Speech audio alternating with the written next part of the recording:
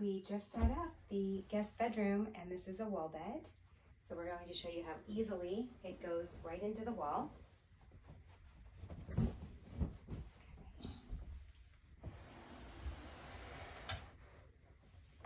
This keeps the mattress in place.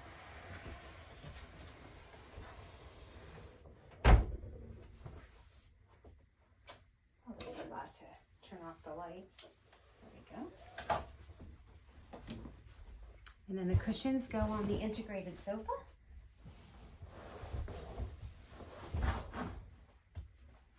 Now we're transforming it back into a home office.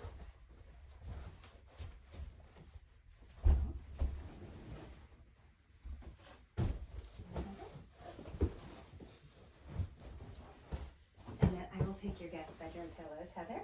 Yes. She did her stripes vertical. We'll put these pillows in the closet that's right behind our videographer.